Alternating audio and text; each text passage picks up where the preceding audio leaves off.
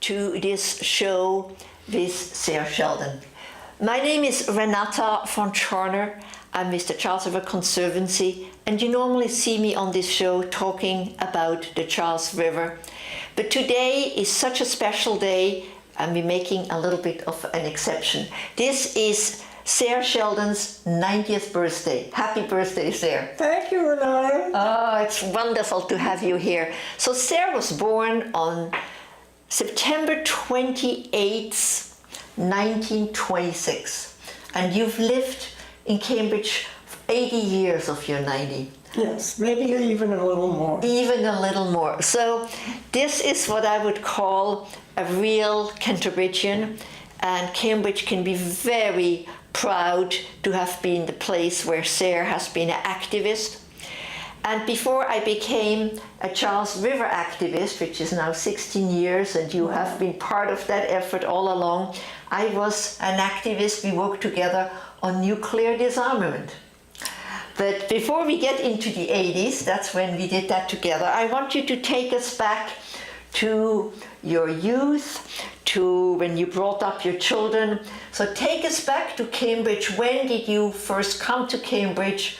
What are your first memories of Cambridge? I was almost born in Cambridge because my father was here getting a degree at Harvard.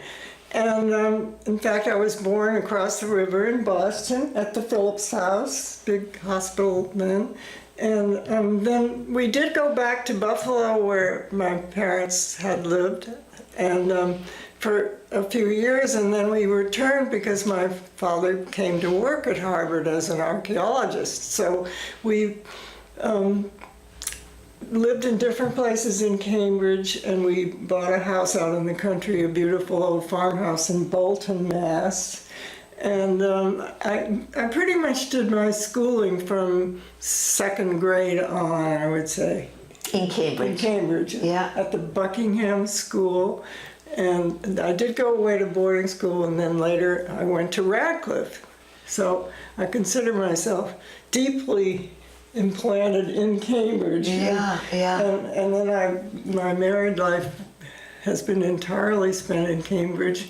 And I had 4 children, and we brought them up, or tried to bring them up, in Cambridge, and they went to mostly to Cambridge schools. And I feel deeply involved in the life of Cambridge even today. It's a very, very important place to live. I think there are many, many people here who are real world changers, such as Renata. Well, you're kind, but I think your work with WAND has been amazing. But let's go back to when your children were little. You told me that they would go to Hillshoff Acre for their science classes, and they would bring back fish to you. Well, yes, they went to Shady Hill School where their father, my husband, taught, and so they were very involved with the locales around Shady Hill, and particularly Hillshoff Acre.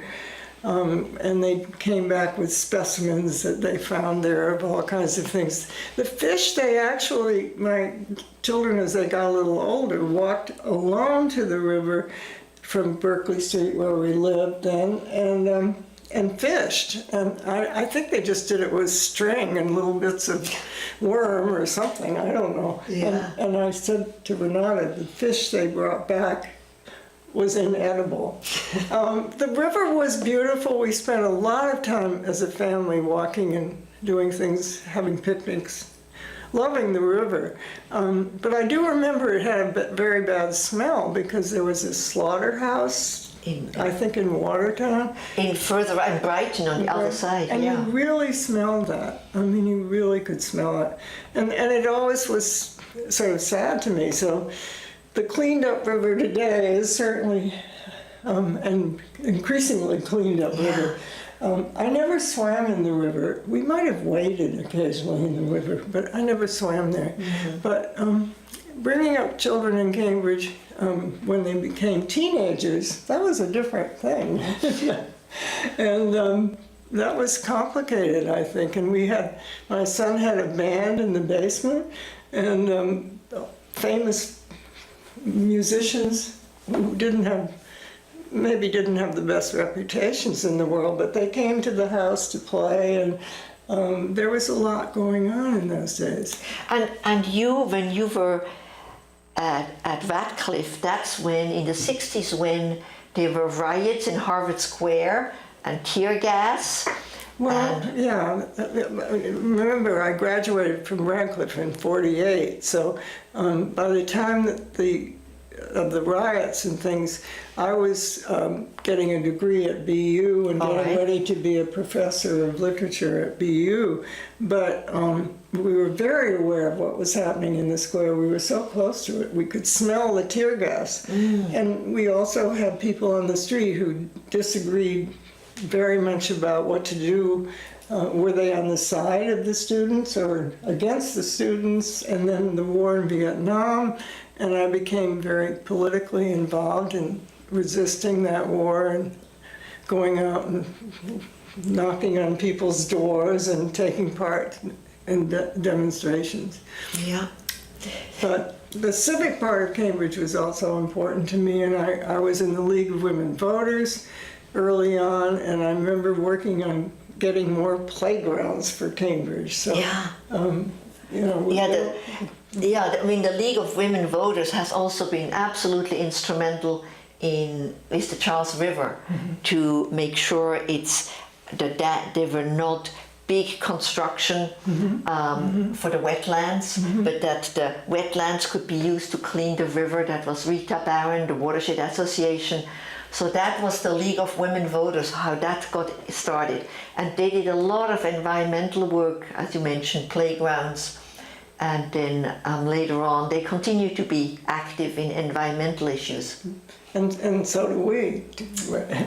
Yes. More than ever, almost today. Yeah. So you had children, and then let's maybe move on to when you were in the 70s, when you were doing research in literature. You researched Margaret Fuller, another Cantabrigian that is... That's true. And a friend and I, we had already written a play based on a book of Henry James. And by the way, we went to look at his grave in the Cambridge Cemetery. Henry James is buried. He's in Mount Auburn Cemetery? No, the other part. The other one. The Cambridge part, right overlooking the river. But I did work very hard on Margaret Fuller, and of course she lived in Cambridge a great deal of her life, and we did the play about her in her the Margaret Fuller house in Cambridge. So that's a very important aspect of Cambridge history, and I think she's still unappreciated for what a remarkable woman she was, and there's still more people need to know about the amazing things she did. And the first woman who was a correspondent in Italy during their revolution, she was just an extraordinary woman. And Megan Marshall, who wrote a story for River Stories, she did the Pulitzer Prize winning biography, and she brought her back to more into the consciousness of people. So that's wonderful. Remarkable book. Yeah. And I'm sure the river was important to her too. It was, because her parents were involved with Magazine Beach, so she describes, Megan Marshall describes of how Magazine Beach was important to her parents, and Harvard Square was very important to Margaret Fuller. So all these paths crossing. And she had a lot of critics too. And tragically, she never got back from Italy because her boat was shipwrecked off of Long Island, and she and her husband and little baby were drowned. The baby is buried in Mount Auburn. Her mother they found the baby because somebody tried to bring the baby to the beach and swim ashore with the baby, and they found the little baby's body, and so Mrs. Fuller got the body and buried it in Mount Auburn. But Margaret Fuller and her husband, they were never found, but there's a nice tribute to them there. Look at. Now, you also said that when you were at Radcliffe, you would not only walk the river, but you would also sail on the river. And it was a great place to go if you had a boyfriend. You could walk along the river, and it was very romantic. And that's still the case. Right. And today it doesn't smell. So, right. And I think that still continues on. So let's move on to the 80s. You were at that time already a grandmother. Mm-hmm. I was a young mother of a young child, and that's when we first met. I think it was probably 1980 that we met. It was when Helen Caldecott was in town. Right, that's exactly. I remember knocking on your door, and Helen answered the door, and opened the door, and I had to start working with Helen Caldecott and Renata von Charter. There was no way around it once I heard her speak. Yeah, I was very moved by that. I was pregnant at the time, and I was starting to think of what's the long-term future of this world. So that's how we got involved with Women's Action for Nuclear Disarmament, which in the beginning was called, had a different name. WAND. It even had a different name. Oh, the Women's Party for Survival. Women's Party of Survival. That name kind of didn't quite ring right. It's hard to remember back at how afraid we were of the use of nuclear weapons in the 80s, because various leaders, including some of our own, were really talking about the probability of nuclear war. And we with small children or grandchildren, I mean, we just, as women, we absolutely could not accept that as a possibility. We still can't. No. But we did a great deal of work, and Cambridge did a great deal, and I was very proud of them, because they sent out a leaflet showing what would happen if a nuclear bomb exploded, let's say over Boston. It would still completely destroy, towns for miles and miles around. And I think what was new then is that a city like Cambridge would take a stand on something like that. Right. It wasn't seen as, that's something that is dealt with in Washington, this is a national issue, but really bring it home. It becomes very local. Right. And they took action. I think it was Alice Wolf was involved in that as a city councillor, and it was a very brave move then. A very active city, always, on all the issues. I mean, back earlier to the assassinations, which really transformed our society with the two Kennedys and Martin Luther King, and that's very real to me too, how we all felt that we really had to begin to take action. And then today we're trying to do a whole climate change action, which people will be hearing about. Yeah. So you then became president of WAND, I think, and have been active with WAND and nuclear disarmament ever since. Right. Yes, I'm still on the board. We're having a big meeting this 2 days from now. We enlarged our mission, really, to electing more women to office, because we felt that women would change the mix in our government. In those days, I think there were 2 women in the Senate, maybe 2 women in the House. And we and other groups have been really successful in transforming the idea. We're now looking at the possibility of a woman being president. So I think you have her. I think all the work that we did and continue to do is bearing fruit, and the great thing is not to be discouraged.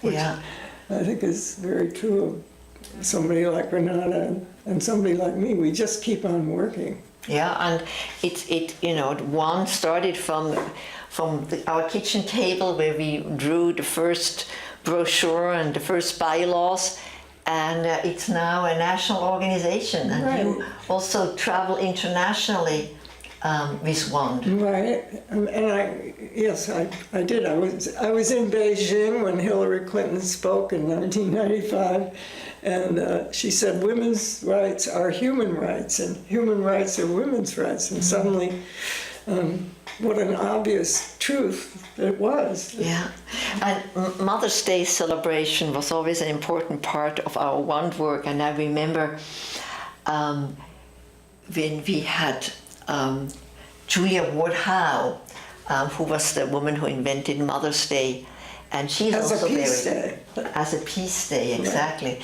So she's also buried in the Mount Auburn Cemetery. And inspired by your play about Margaret Fuller, I then wrote a one-woman piece about Julia Ward Howe and performed it. And so you did it quite a few times, quite a few Mother's Days. Yeah, I did it at her grave, but then I also in some indoor locations. And so I think Julia Ward Howe still is very much associated with one's effort for peace and a woman who speaks up for peace. Mm-hmm. Absolutely true. It hasn't changed. Now, you've also been involved with the UN on peace issues. I took up the job of being representative of one at the UN, so I was on a committee called Women, Peace and Security, and I tried to get to New York as much as possible, or called in for the meetings, and it was very important to raise all these issues at the UN. It's still important to make people aware that the UN has enormous possibilities that still need to be fulfilled to really bring a kind of lasting peace to the world. But we have to support it a great deal. Yeah. And you live, right now you live right in Cambridge, and the other day we walked together from where you live to Central Square, where you go to your yoga class. So I think it's just wonderful of how somebody, 90 years old, stays fit mentally, physically, and still is an activist. I think I feel this is what Cambridge is all about. So that's how I hope to be 90 years old when it's time. And this is really wonderful. But you also have a grandson who you said is a rower, so you got to experience the river as a grandmother. Right. Well, he went to Ringe, and he was on many teams there, and one of them was the rowing team, and they won the state championship or something. Well, they did win the state championship. It was quite wonderful. And I think that my children who did go to school in Cambridge, either privately or at the public schools, got a great education and have a very strong feeling about Cambridge, and a strong feeling about the river too. Yeah, you said that they would have their science classes in Hell's Acre, and it was not the same as it is today. Do you have any recollections of that area? Well, I had to warn my children not to go too near the river because some people that might have been dangerous to them would hide out there, so to speak. So it was wonderful to see all that opened up and a really big path there for people, and a sense that it was reclaimed from those days when it was sort of tangled and out of sight. And it is wonderful. Hell's Acre and Greenock Boulevard are now a much more attractive place, thanks to the DCR and Herb Nolan and the Solomon Fund. So this is a reclaimed riverfront that, as you said, it was a very seedy area that was scary for children. I remember my children saying, what are all these people doing there? Right. It's hard to explain to children of why an area like that would be so seedy. But you yourself, you love walking, sometimes along the river, but mostly around Fresh Pond. Right. Well, when I have a daughter living near Fresh Pond with her family, and they try to walk around it every day. So sometimes I just go over and join them, and and on weekends it's always kind of a celebration there. You meet old friends and so on. So that's another aspect of Cambridge that makes it really a special place to live. We are very lucky indeed to have fresh pond and the river. And the parklands, and as you said, you wouldn't choose to go along the parklands because it was too smelly. But that, of course, has all changed, and now people they have picnics on the river. Yeah, I'm sorry there isn't a theater there anymore, because one of the things I loved doing was going to that The public theater in Herder Park? Yes. Well, I'm happy to report there is now a Friends of Herder Park, and all day today 100 volunteers with the Charles River Conservancy from the Boston Consulting Group painted the new benches. They cleared it up. So the Herder Park Theater is being restored. There's some funding from Harvard, from the Zicolo Foundation, the Solomon Fund. So we're working together with that Friends group, and Herder Park is being restored. And some really good actors and directors got their start there, and we took picnics there. There were picnic tables. I hope they'll still be there, and saw some really first-class plays there. So yeah, there was theater there. Right now, I think it's just a matter of getting the basic infrastructure back up there. I think plays might take a little bit more time, but for music it will be open, we hope, next season. Right, And I remember seeing Tom Stoppard's Arcadia there, which incorporated the hills and the water view, because it was played in the English countryside, and I've seen many Shakespeare plays there. And now I'm remembering quite often going to the head of the Charles, because my husband's, his brother-in-law rode into his 70s, I think, or 80s, and so we had to go and watch the rowing. He was in a shell, one man, and that was a wonderful event too, and really lovely and fun.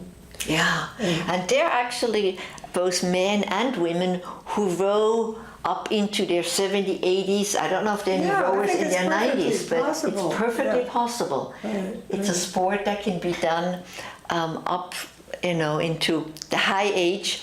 So this is that is another activity on the river that people can do and enjoy the river. Absolutely. Yeah.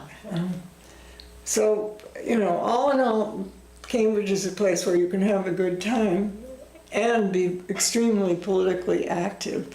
And I wanted to mention that there's an environmental group that's forming Cambridge Climate Congress.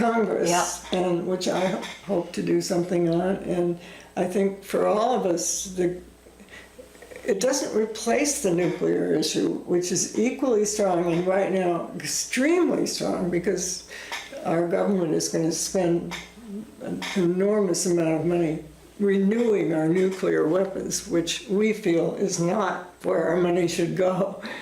But I think climate change, Cambridge again will be in the forefront of changes that have to be made.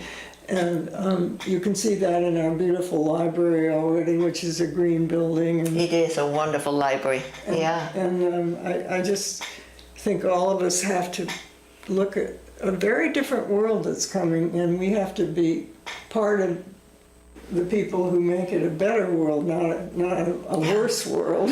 And when we worked on WAND, it was very much mothers, and because we care for our children, and this group mothers out front who appeal to the same sense of we need to make it a better world for our children, and they are working on environmental issues and gas leaks, because they produce so much carbon, such a carbon that's bad for the environment. Right. And so that is a whole other aspect of environmental work. And changes are really hard to make, but the result will be better for everybody. Well, people will be healthier. Transportation will be better. Everybody won't have to have their own car, which in Cambridge is actually not a very good. Yeah. I mean, it's hard to drive in Cambridge, and it's crowded and congested. And things will be better for us when we go to different kinds of transportation. And Yeah. Well, we're coming to the end of your birthday conversation, but I want to thank you for coming in on your birthday. This is a very special treat for CCTV and for Cambridge to have you here today, and I know you're going to celebrate with your family, and that's the way it should be. But if you have any questions, Women's Action for Nuclear Disarmament, they can be found. WAND.org has a very good website. With excellent things on it. Women's Out Front has a good website, and I don't know if the Cambridge Climate Congress already has one, but they are information. And of course, you can always find information about the Charles River Conservancy on the charles.org that you've supported for all the 16 years we've been around and come to many parties and river sings and cruises. So this has been a wonderful experience. Thank you so much, Sayre, for coming today, and happy birthday, and enjoy the rest of your day. Thank you, Renata. It's been a treat. I have many more Cambridge stories, so I'll be thinking about them as I go home. All right. Okay. Thank you very much.